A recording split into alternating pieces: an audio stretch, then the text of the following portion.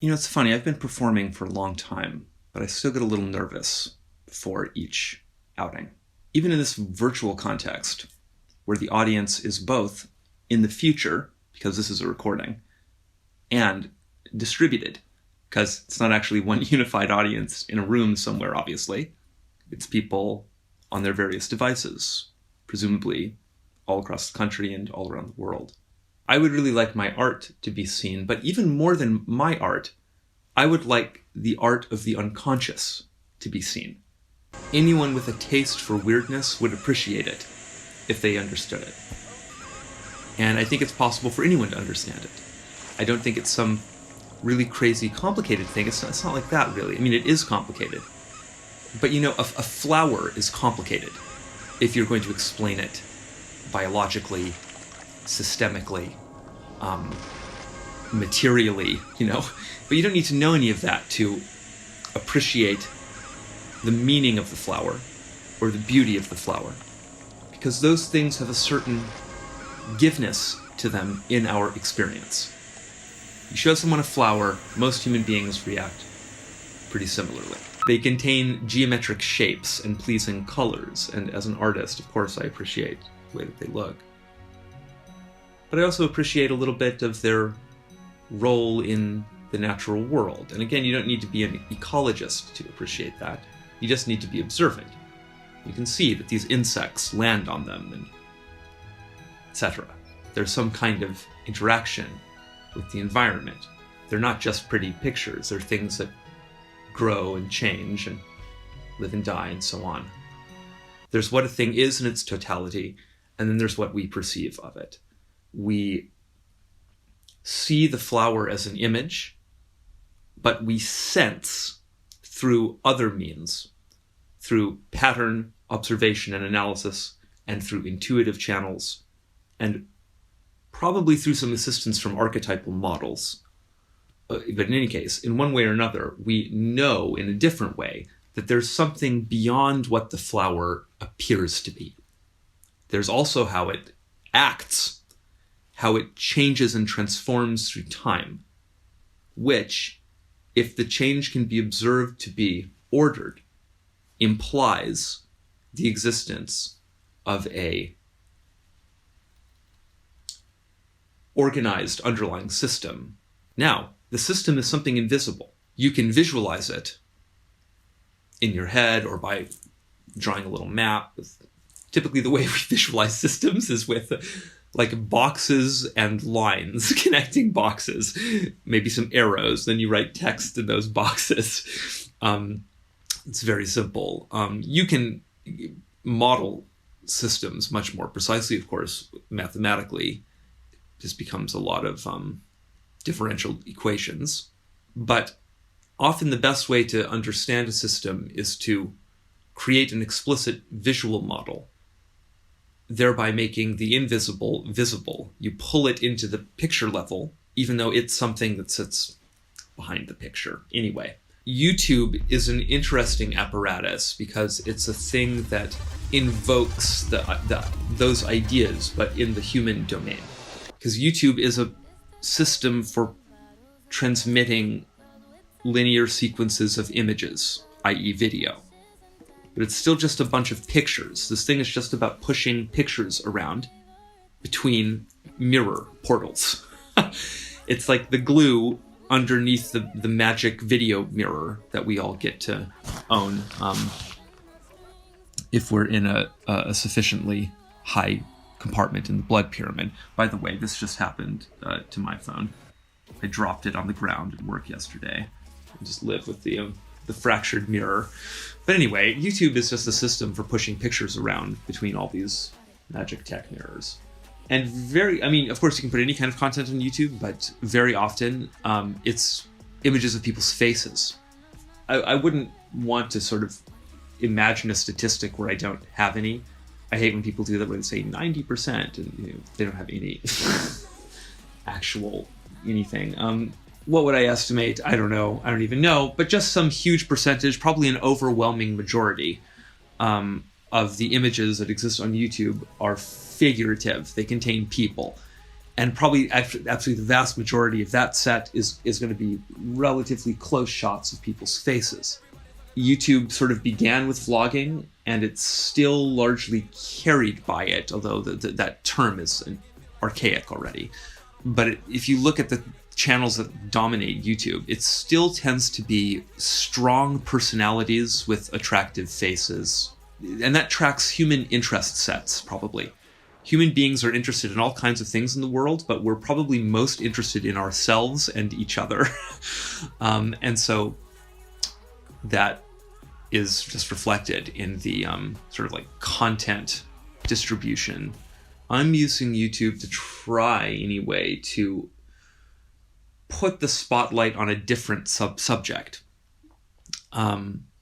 Precisely not on the visible human. Precisely, in fact, on the invisible human, the unconscious. And so that's made for a very, at times, schizophrenic relationship to this platform. This huge arena platform that's really designed for people to kind of build cults of personality, essentially. I've kind of thought I would like to avoid doing that. So initially I kind of thought would like to stay off camera for as much as possible and kind of restrain my personality a little bit, actually keep it out of the way. In fact, what was simultaneously true is I wasn't comfortable actually being fully authentic on screen. There's a learning curve with that. The presence of the digital eye and the implication of the cloud of witness in the future is anxiety producing for most people in a way that is similar to standing up in front of a big crowd, but less intense, of course, since the threat, which is a threat of judgment, ultimately, is more abstracted and both temporally and spatially displaced. But it's still there unconsciously, and so it still informs people's behavior when they're on screen.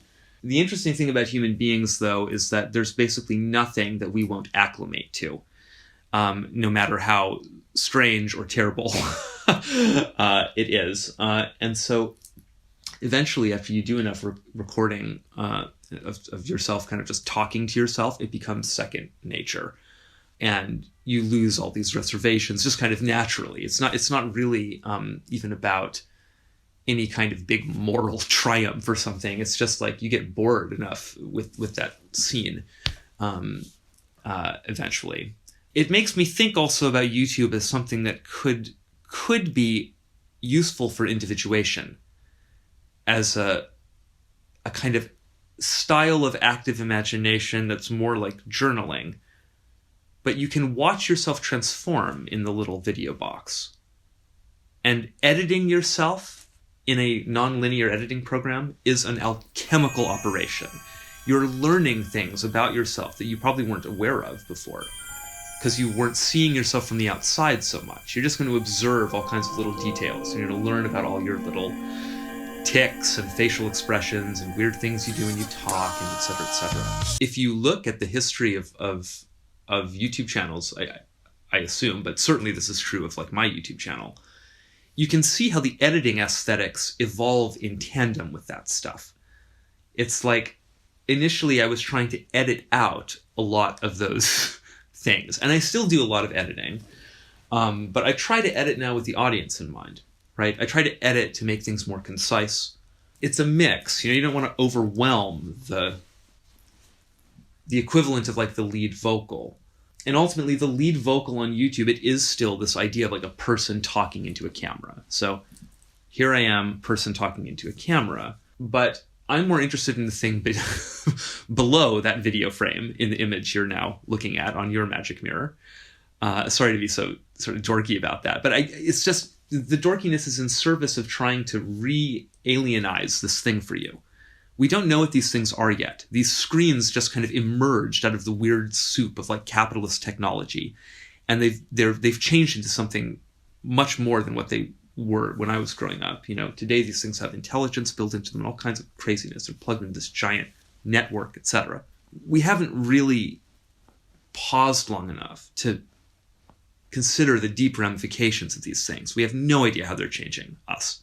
Because we're largely unaware collectively of synchronicity and things like it, there's a whole aspect to these technologies that we haven't considered yet, I believe. And I think there's going to be a bit of a reckoning with that in one way or another, probably. It's kind of too big of a story for us to miss for too long. And so anyway, that gets back to my desire to push a particular orientation on this channel, though. I'm hopefully trying to be, anyway, here as a kind of servant. I want to guide people towards this amazing, accidental artwork that I ran into. It's like this meta movie that sits behind all these other movies, and not just movies actually, but it's like interrelated, mirrored reflections of events that happened later in the products of human fantasy. It's very interesting stuff because it suggests that the imagination has access to content from the future. And my belief is that in flow states, it will sometimes dump those, because flow glues you into the present to such an extent that it creates some kind of unity time in which the distinction between the past, the future, and the present becomes a bit liquefied. And then these contents can spill through. And gosh, sometimes they spill through with such incredible fidelity. And it's so amazing once you kind of learn how to read this language of symbolism. I mean, sometimes we get just nothing symbolic, but just like structure match, like image structure match, or just literal depictions of things happening to the Twin Towers in contexts that mimic 9/11 with startling precision, right? I wouldn't be interested, guys, in just an image of the Twin Towers exploding that happened before 9/11, because it's a natural thing to imagine. And human beings do a lot of imagining, and so you're going to find things that just match in those basic ways. What's impressive are the stories that hit, or the images that hit, with successive levels of detail and precision, kind of all interrelated, like all the canonical stuff in Back to the Future. Like, it already knows it's going to be about Islamic terrorists specifically, because it's the Libyans that we see in the van. And they crash a vehicle into this twin Red Fox structure that is connected to the idea of a clock tower being struck by lightning, a thing that goes through the sky. Lightning that then connects to a car, another vehicle. And so it kind of starts blurring these things together a little bit. The lightning bolt, the car, hitting the photo booth versus hitting the clock tower. Those two events are stitched together, sort of non-locally in the film, because there's like a time jump that happens at the end. Marty loops back around to experience the Libyan terrorist plutonium revenge nightmare at the Twin Pines Mall at 1:16 a.m. all over again. So then he himself becomes twinned, twinning the theme of twinning. So we already had the twin Red Foxes, and now we have twin Michael J. Foxes on the screen, etc. Things like that are just strange, because they're not... Aspects of it are grokking to literal things. We know it's about towers, maybe twin towers. The Twin Pines Mall with the twin Martys, the twin Foxes on the photo booth that the vehicle crashes into, but then there's another kind of crash. It's the crash of the lightning bolt into the clock tower. Pines, towers, photo booths, but it's still like a little building. These are tall, vertical structures, right? It hits that like multiple times in the image space that Zemeckis architects for his big blockbuster. And then it's not just there, but it's happening in mini films from the period in ways that seem to be correlated with one another, again, to degrees that you wouldn't think could happen at chance. Now, sometimes you receive intuitions about collective issues. Because there is, in fact, it seems, a collective individuation process taking place. So synchronicity is active at both levels. It's involved in the transformation of the collective personality, and it's involved in the transformation of the individual personality. Why it is involved at all, and what it is a more complicated thing to answer. But I think maybe the truest and simplest thing one can say about it is that it has to do with messages from the self. It's very obviously that. Whether it's the big self, collective, or the individual self, still transcendental, but individual. Synchronicity is about communication along the ego-self axis. The messages are made out of synchronicities, typically. Something about synchronicity implies the existence of an author so transcendental that it couldn't ever be directly visualized. And so it seems to pertain often to ideas about God or something like that. It's the feeling of things being left as secret messages or something like this. And part of the secret language is that it just wants to teach you the secret language. It wants to teach you how to read it. So there's a weird meta-reflexive, I don't know what I even mean by that, quality to it, which I don't know, it just sort of leads many of us to think that it's like very close to the heart of the mystery. I don't know, one way or another. So, here be dragons, I guess, is what that's about. So, could ramble about things like this forever. Let's jump back into Monster Squad finally. If you're wondering why I'm dressed like I'm going outside, it's because it's cold in Brooklyn, and I don't like to run my space heater when I'm recording because it compromises the integrity of the audio. So, it's been so long since we were last talking about this film. I honestly barely remember what's going on in this film. We're looking at an image of some trees. We just concluded, right, that whole thing with Rudy and Horace, and there's like the big collective violence spectacle moment at the school. And here I think we're following Sean and Patrick, and I believe Phoebe, as they make their way home after school. Let's let it roll. I told you before, Wolfman cannot drive a car. So I've told you before, Wolfman cannot drive a car. So Sean and Patrick are continuing their conversation about monsters. And remember, we were talking about how all that stuff gets introduced to us in the principal's office in the context of ideas about art making and visual projection and so on. We have some dialogue about cars, about a vehicle, in an image that contains mainly trees and cars. So as we were sort of recalling earlier, right, about the notion of the Twin Pines and the terrorist vehicle crashing into the Twin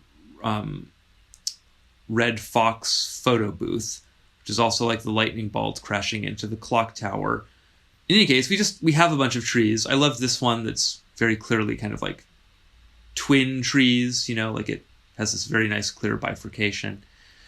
The vehicles, and then Phoebe, the little girl, holding a stuffed animal. What is it? Is it a Is it a little dog? What do we think that might be? She's dressed like Marty in red and blue. It's a child holding a stuffed animal next to some cars. So this is a strong S cluster, thinking back to the 9/11 projection space. Yes, he can. No, he can't. Yes, he can. All I'm saying is, Sean. Now Sean and Patrick enter the frame. I said last time that they come together as a S and N pair. And here they are correctly handed relative to the standard projection space. On the N side, we have the visor, horizontal lineage on the shirt, tracks the texture of the towers. He's in blue, which is color space accurate. Then on the S side, we have the red king, because the shirt says Stephen King rules. Also kind of like blondish hair and more brunettish hair over here, so that tracks as well. And then additionally, of course, the vehicles, that tracks as well. The now like little kid with the weird animal thing in red and blue, but red shirt and red socks here, so a reddish element. That's quite a solid match, and I would say then that the skateboard it comes together as a vehicle suspended in the air. What does that mean? It means airplane. So if these are like the Twin Towers here, then we have the plane angled basically how it is in the famous footage, right? The plane approaches from behind like that,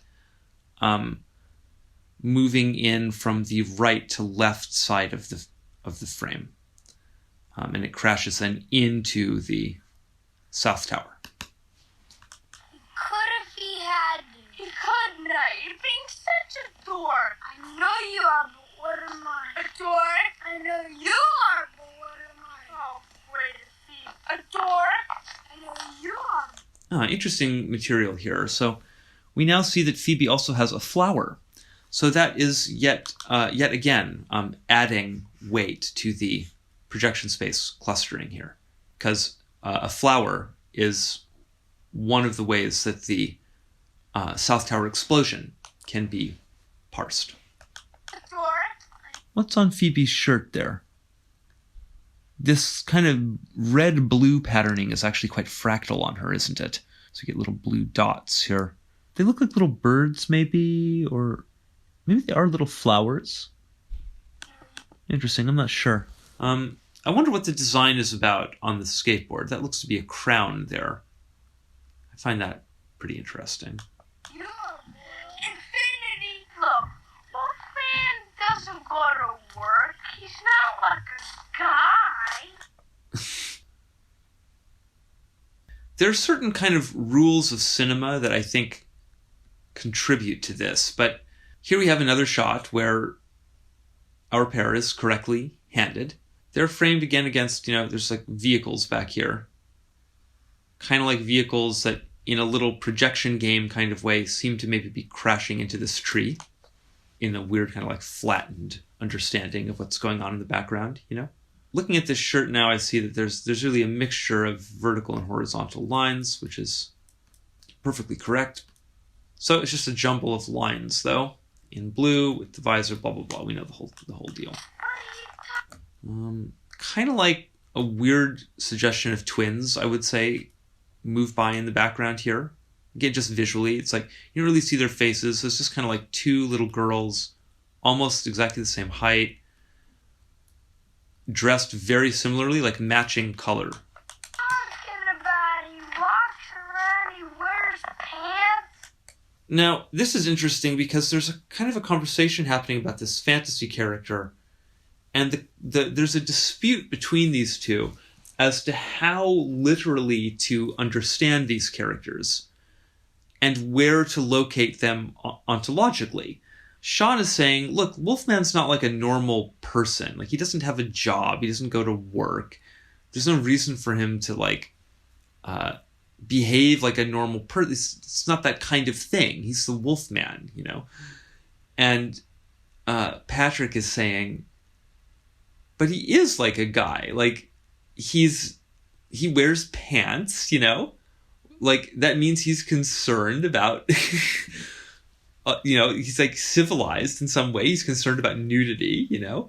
It's interesting to me because characters like that, fantasy characters that are sort of half god and half human, are like little maps of the self, because that's how we are. There's the human part, which is the ego, and then there's the weird transcendental alien part, which is the self, which is about the unconscious, largely. It's keeping it in this funny psychological space for me. He had to wear pants. Those movies were made in the 40s. Now, Sean kind of jumps out to a higher order interjection.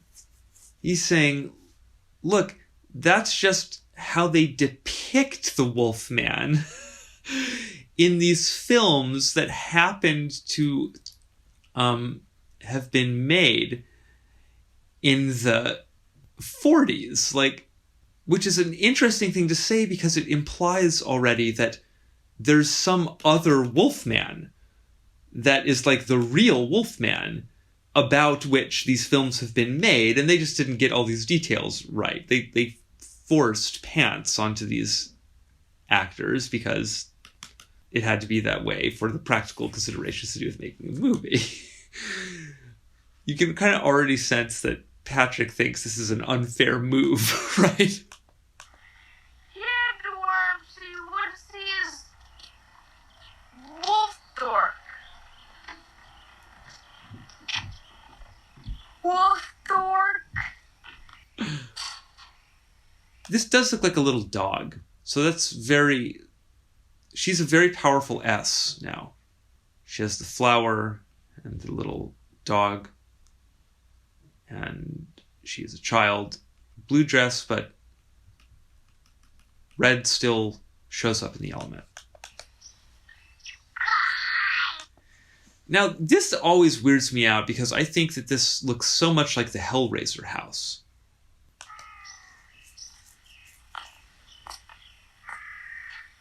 You know, once again, we have this correct distribution.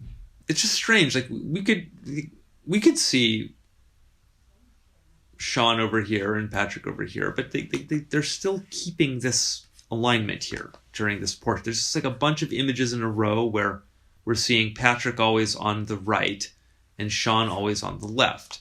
It's interesting here because now Phoebe sits in the middle, and she's kind of a combination of blue and red. So it does imply that she's like the child of the twins here, which makes her the explosion. So it really is as if Sean is the South Tower, Phoebe is the South Tower explosion, and Sean is the North Tower. Here he's also holding the symbolic plane, the skateboard that's flying through the air. And so she has also the flower and the animal, which are projection space elements that pertain to the explosion. So the explosion as the child, as the baby, being birthed by the South Tower, while the North Tower observes.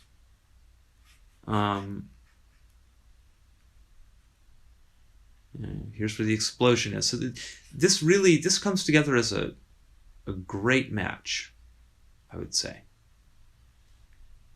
We have a bicycle in the background. It's another thing that implies twinness. I've observed in John Carpenter films that this bicycles seem to show up when he's talking about the unconscious. It's a basic kind of two spinning wheels. One is ego awareness, like consciousness, and the other is the self centroid in the unconscious. I would put this one in the temple. You know, it's a frameable one. Put it in the museum. Want to get just the right still, you know. But this tableau here, this is it's a really great match. Oh, scary German guy. Somebody's watching us, scary German guy. So in connection with that picture, we then have this sort of idea of a scenario of an old man kind of voyeuristically observing some children, which is just another restatement of the 9/11 projection space. That's a way to parse that image. We see it come together that way all the time. In fact, again, this does recall all the stuff with George and Lorraine in Back to the Future, which I show in Radical Rewind. You know, George is spying on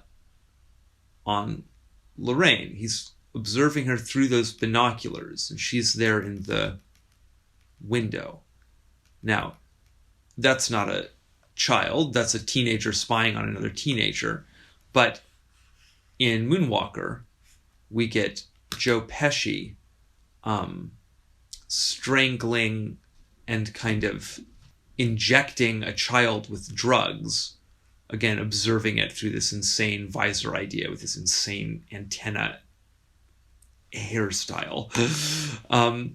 So we often see an invocation of this idea in connection with the image match. And here we see it quite strongly. What is the number on this house? What a strange area of the picture, actually. Let's zoom in on that. Here we have a very clear 9, so notable. Here we have the impression of a 2. I've argued before that 2, 9 might substitutionally transform into something like this, because 2 could be like a Roman numeral 2, and then that's close to the to this glyph, which is like a 9/11 fragment. Now, that's a funny chain involving many multiple steps. Whether or not you find a thing like that compelling, who knows? I'm a nutso about this, so I find it compelling. When I see 29, I think 119, and that's projection space conformant numeroglyph here. But then it seems as if that 2 isn't there. It's kind of like the impression left over on the door where the 2 number would go. And then it looks like, because this thing has kind of like the same shape, it looks like maybe that's the 2. It's just been like kind of displaced like that. Like that's the actual metal number or whatever. This could also just be a leaf on this bush, because then like this shape kind of like mimics that shape too. There's like a weird, like it's kind of looks like these numbers like grow out of the bush. Like it's a really strange little sequence there. I mean, maybe we'll get another angle on it or something. Sean, he gives me the creeps. He's just a dude on welfare. He's just a dude on welfare. So this thing actually says vision, and it has like a crucifix on it. An interesting aspect. Nice double reds there on the back of that car. That gives it a red twin signature. This might be the one. Somewhere in here might be what I would grab for the sort of canonical version of this match here. I love how Phoebe's looking almost directly at the camera. Maybe he's the German spy. Oh gosh, roses come into existence here. Oh, good one. Well, the roses really would seem to sort of connect it into the Hellraiser house, because that's a strong aspect of that material. Barker really goes out of his way to show us those roses when he introduces the house, because later he brings the rose back. And actually, so it does then appear later in sort of the central, or one of the central precognitive sequences in that film. where we see a rose unfolding on a television set with a nurse in the North Tower position. Weird stuff. This is kind of like two towers as well. It's a two-towered house. We're not at war with Germany anymore. I'm war with Vietnam. And then we also have dialogue here about wars. We're not at war with Germany. We're at war with Vietnam. So, war would be another sort of 9/11 projection space thing. It's also a thing that's very sort of related to the thematic material that this film is developing. This is a film about war in some kind of way. And it becomes more and more obvious as it goes along. What? It's Rambo. So Phoebe thinks that we're at war with Vietnam because that's what Rambo told her. So there's also an idea about war on TV and about the reality sort of bubble that TV can place someone into, particularly when they're young, maybe. Phoebe is a little temporally dislocated here, see? She's a little outside of time in a weird way because she thinks she's living in an America that's at war with Vietnam by way of a kind of a media illusion. So it's interesting to see these secondary themes, which are, again, all, I think, topical vis-a-vis 9/11 as a trauma that came through a television and so on, This is a really numinous and weird area of this film. I'm glad that we're finally in it. You guys missed it! Horace shows up, like, very dramatically. And there's like a big shock here. This is a great frame. There's just so many great frames here. I think the way she's holding the flower. Oh, Rudy saved my life. Do you think we could talk him into joining the Monster Club? Can we? How? What does that say there? And what happens next? This thing just says vision and what happens next, question mark. What a bizarre thing to find here. Sean, he's in junior high. I heard he killed Dad. I heard he killed his dad? Is that what Phoebe says there? That's a very strange thing. I heard he killed Dad. Get out of here, Phoebe the Phoebe.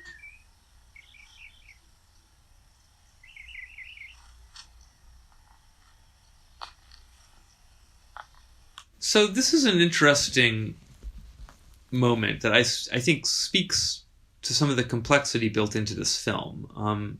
We just saw Horace being bullied by those other kids. Rudy intervenes.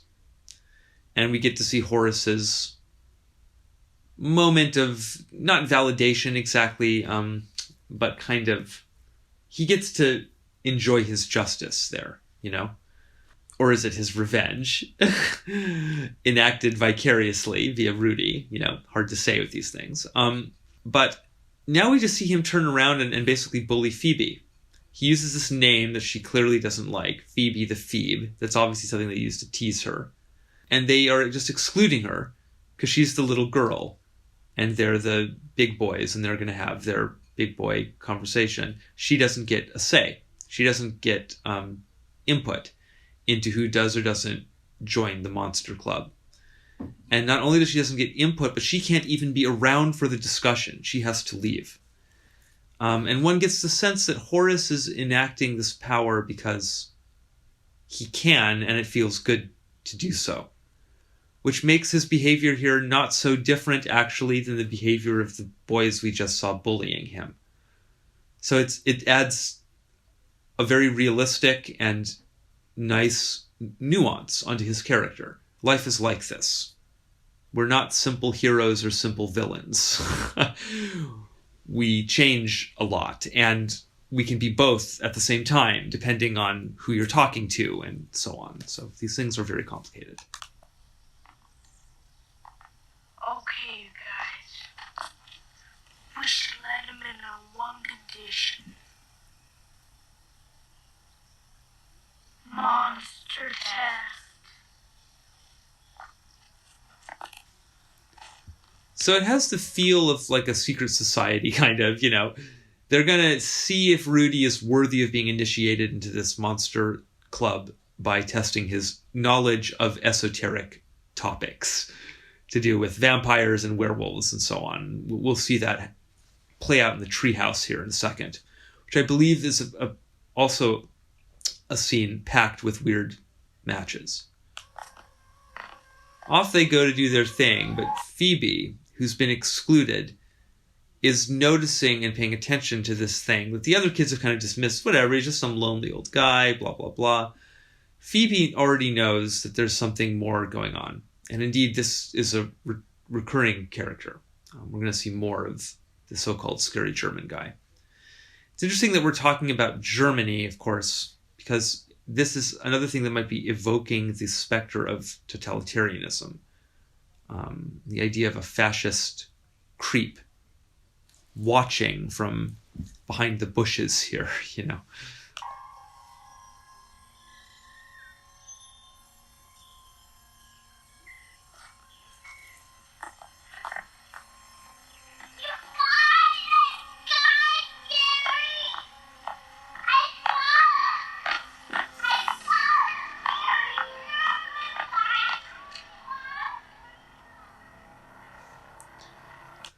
So then we actually just kind of wipe away to reveal a plane, which is interesting because we were thinking the skateboard is like a plane. Now we're looking at one. It says Browning Cargo. Brown makes me think of Doc Brown, of course, from Back to the Future. 125. That's not a number that means anything to me. It makes for a nice kind of symmetry here. If we were to complete it with a line on this side, you know. Blue plane on a blue sky. There's some kind of a decal on it. It looks like a figure. Is it a pinup of a naked girl holding a bomb? So that's a little suggestive of weirdness. I'm depressed. What for? What do you mean, what for? I'm flying a World War II bomber with wood crates in it, dead bodies. I should have a party. Do they complain? Do they get airsick? Do they ask for more of the little almond things? You're right. This is a great job. I'm really happy. It's really funny. These guys, I think, are like character actors of some note or something. I'm not really familiar. But I always love their dialogue in this scene. So they're flying a plane full of dead people. Just a plane full of corpses. I find this idea very close to the idea of the planes on 9/11, full of people that were fated to die, you know? It's in the direction of that kind of idea.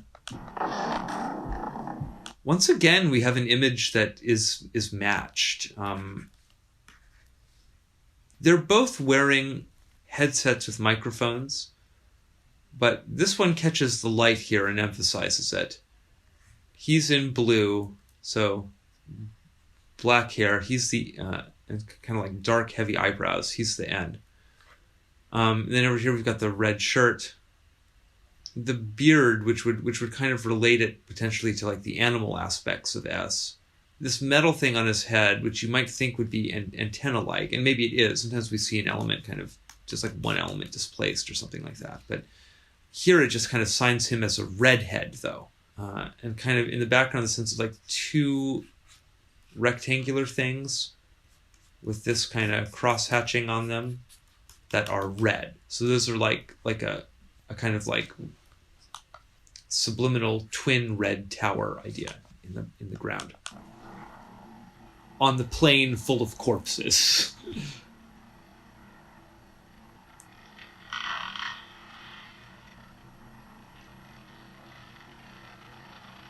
Now they hear a sound. Thought they were dead. They are. I'm gonna check it out. I'll stay here and make spooky sounds.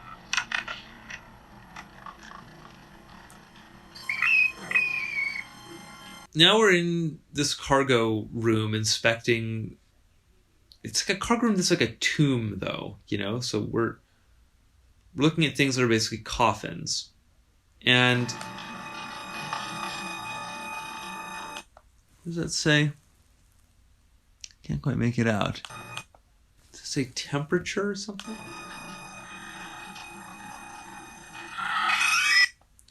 We saw a rat, and now we're seeing a bat. So the rat is something that is symbolically linked to the idea of plague. And then immediately following that, we see a bat. And so that's something that, to me, briefly flickers as a COVID connection. Like a plague from a bat, though. So a bat-rat plague. Particularly because we're just coming off that scene where we had talk about weird animal hybrid things, like wolfmen, and we see Phoebe with the dog, and then the rat and the bat. Their names rhyme, and they kind of visually rhyme, right? That's rat, and that's bat. And, well, it just takes one line to change between them. So it's funny. Here comes this hilarious bat. I love this hilarious bat shot. It's a hilarious idea. How can there, like, what is even going on? I actually never really understood this fully. Like, what is, like, why are they transporting these dead bodies? And how is it that Dracula's here? And why does Dracula need to do that? He's just like hitching a ride on a plane for something. This is so weird.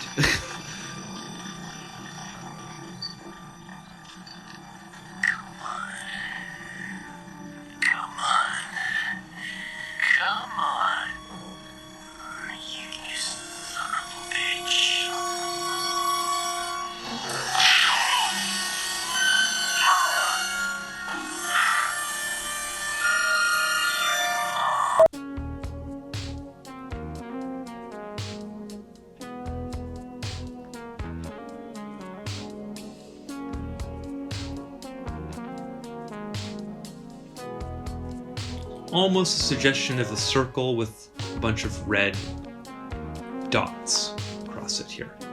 It reminds me of a match that Alan Waller noticed in the Sonic the Hedgehog poster. The ring haloing stuff behind Jim Carrey's head can be seen to look a bit like the CTC Viz. So I think maybe there's a bit of that in this image, with Dracula as like the blood virus bat idea in the middle. Frankenstein, Bavaria. So I guess this is actually also like a heist then, which relates to the idea of a plane hijacking. Dracula is like here to steal Frankenstein's body. That must be it, right? I guess. Maybe that kind of answers the question. Because I was like, that's funny. Like, how is it just coincidentally Frankenstein is on this? I guess that somehow Dracula must have been tracking this. So he's here to rob a grave, basically. A grave that happens to be a plane.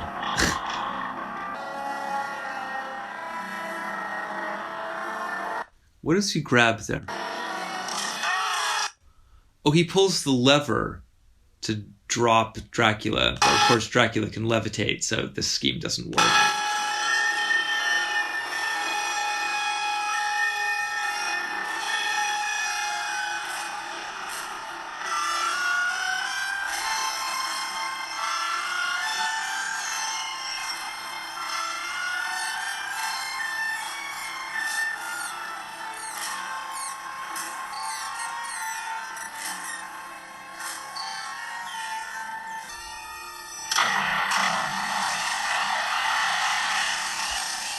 And so they land in this swamp. There's Dracula. My God, that bat is so funny. Two ways to kill a vampire. Good one, excellent question. Stake through the heart. Right. What else? What was that? We see some kind of like red fabric there, right? Yeah, what is this object? Did we learn about this later? Maybe? I'm not even sure what I'm looking at there. To kill a vampire. Good one, excellent question. Is that supposed to be Dracula's cape? So we see the cape drop, right? So that cape drop. We're being asked to believe that this plane full of dead bodies intersects in space with the Monster Club treehouse meeting, presumably at the same time. Like, I guess this is not like a flash back or forward, probably, but just like a sideways cut, because they're walking home. As they're walking home, we just kind of cut away, like in real time, as it were, to watch this thing happening at the same time as they're walking, I guess, which is this plane full of dead bodies that has Frankenstein's body and Dracula that transforms into a bat on it, drops his cape that then lands in immediate proximity to the treehouse, kind of just in time for them to arrive, and for Rudy to not see it with the binoculars because he's spying on, is it Patrick's sister? I don't remember. That's very weird because it's like a coincidence. And why would they go through the trouble to establish that weird through line that Dracula's cape drops there? Like, I don't think I understood that, what that was or what that was about, until just now. And I've watched this movie a few times. You know, sometimes I'm just weirdly slow about, like, things like that. But, like, Two ways to kill a vampire. you don't even see it fully. Like, we're kind of close in on it, you know? So you got to think a little bit about what it is. Like, weird. Stake through the heart. And then they're talking about vampires, about how to kill them. It's kind of like an added coincidence. Eugene, I wasn't talking. Eugene, give him a muzzle, will ya? You guys meet up here a lot, or, Every day. Do we meet up here a lot? Eugene, man. Eugene, make pizza. Really? This is interesting because just like the scary German guy's house, the treehouse is a thing that has a kind of like two distinct halves, like a bridge between them, and it's built on this tree that bifurcates like this. So it is kind of a twin tree, twin building notion. That was a good question. And then here, in this little window, we have Rudy, who's a North Tower resonator, looking through some binoculars. Come on. Rudy, are you gonna listen or look out the window? Here's what he's observing. This is really replicating the Back to the Future match. It's just exactly that same idea again. Here we see her kind of placed into a big south tower, you know, also with a lamp. Lighten up, Patrick. Wait. They were trying to do the test here. You're gonna piss them off. I'm beginning to like this club. Rudy! Oh, and in fact, we have sort of twin lamps contained here. And it looks like on the front of the bed, maybe a flower of some kind. I'm not sure. Maybe that's an illusion. Come on, it's a wash test. It's important, okay? Okay. Here we have a huge visual field to explore. Let's move through it one element at a time. Here we have a poster. I'm not sure what the source is on this thing. Anyway, it's like two kind of ghoul creatures. This guy's got like a mohawk. It looks to me like maybe his hair is green, but I can't tell. Spikes around the neck, like vertical line of shoe. He seems to be in like a black leather jacket. So that's N. And over here we have like a very bosomed female ghoul with red hair and a red dress. So that's S. So here we have a little micro match. Now, it's a little hard to see here, but this is actually a dog who someone is petting. I'm not sure if that's Horace's hand or Eugene's hand. But so we have kind of like children and a dog relative to Rudy, who's a strong N, holding the binoculars in kind of the window tower. So this whole kind of, I'm going to kind of include all of this in it, you know, comes together as a pretty excellent match, I would say. We have the twin lamps, the gaping mouth, which is a projection space element. Rudy is a strong N. All this material already mentioned. I think this is a poster of like a Godzilla movie or something. It's like a giant lizard shooting fire out of his mouth. So that's also in the direction of a tower idea, fiery tower idea. And up here there's a bat. The bat kind of pertains to that shape, with the wings like that, you know, which makes it same sort of projection space cluster as the other elements here. Also have the black flag with the skull and crossbones. Yeah, all of this is quite N. Here we see, I think, is that maybe Bela Lugosi there? It's black and white photos of people dressed in black and white, often standing. Here we have standing with like arms outstretched. Patrick as a strong N also. And so it's kind of like this here is the tableau, and then Sean is kind of seated a bit outside of it, as it were, observing it. Probably missed some stuff there, but strong fractal match there, right? Big placements and like micro placements. I give up. Daylight. Sunlight. That kid, what other kind of light is there during the day? Oh, wait! Pete? Question 2. Is Frankenstein the name of the monster or the guy who made him? So we have a better view of this poster here. Monsters from space came to destroy the world or something. Anyway, there's like a lot of fire and kind of like an explosion idea down here. This is like a tall tower with an open mouth idea, and then kind of like a flying... Two dinosaurs kind of colliding. One that stands tall on the ground, and another that's like a winged one, and like the explosions on this side here. So this whole poster is like a little projection space match. The guy. Right.